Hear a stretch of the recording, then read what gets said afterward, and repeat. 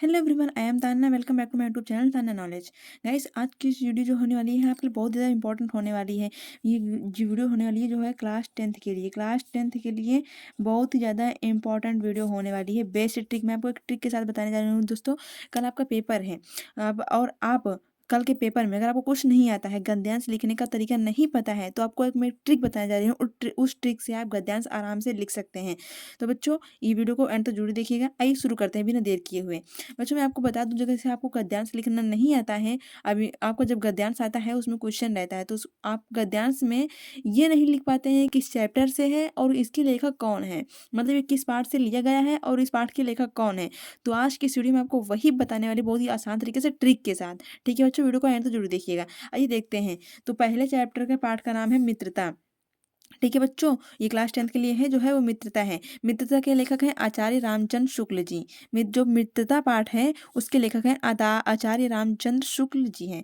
ठीक है बच्चों, और मैं आपको पहचान ट्रिक बताती हूँ। जो आपका गद्यांश रहेगा ना बच्चों, गद्यांश में अगर गद्यांश में जो मैं वर्ड बता रही हूँ ये वर्ड कहीं पे दिख गया तो समझ लीजिए कि ये मित्रता चैप्टर से ही लिया गया है और इसके लेखक है आचार्य रामचंद्र शुक्ल। बच्चों, वो शब्द क्या है? सबसे पहले यहाँ का है मित्रता, और समाज, मित्र, संगति, बुराई, बुरी, मनुष्य। बच्चों, आपके जो गद्यांश आपका दिया रहेगा उस गद्यांश में अगर आपको कहीं पे भी ये शब्द जो आपने आपको बताए हैं अगर कहीं पे दिख जाता है, तो सीधा सीधा आप लिख दीजिएगा कि ये मित्रता चैप्टर से लिया गया है, इसके लेखक हैं आचार्य रामचंद्र शुक्ल जी। ठीक है बच्चों, बहुत ही आसान ट्रिक है ये। ठीक है, मित्रता, समाज, मित्र, संगति, बुराई, बुरी, मनुष्य। बच्चों ठीक है, इतना अगर आपको कहीं दिख जाता है आपके पैराग्राफ में, आपके गद्यांश में, तो वो है मित्रता चैप्टर से लिया गया है, इसके लेखक हैं आचार्य रामचंद्र शुक्ल। आइए देखते हैं दूसरा कौन सा, दूसरा चैप्टर क्या है।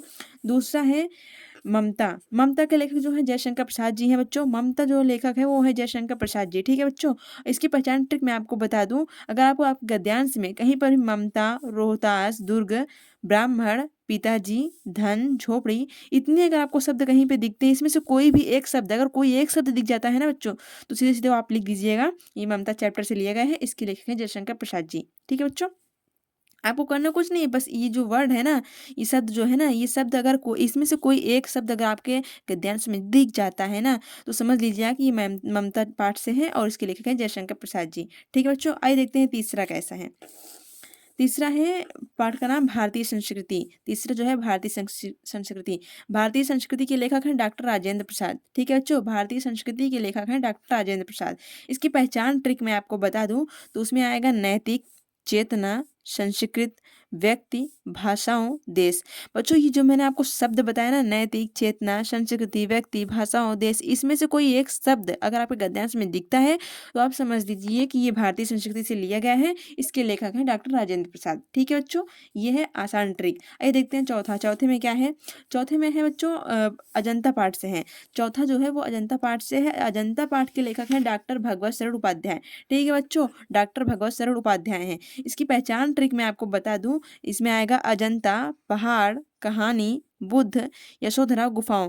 बच्चों, ये जो मैंने आपको बताया ना, अजंता, पहाड़, कहानी, बुद्ध, यशोधरा, गुफाओं, इसमें से अगर कोई एक शब्द अगर आपको दिख जाता है आपके गद्यांश में, तो आप समझ लीजिए कि वो अजंता पाठ से लिया गया है और उसके लेखक हैं डॉक्टर भगवत शरण उपाध्याय जी।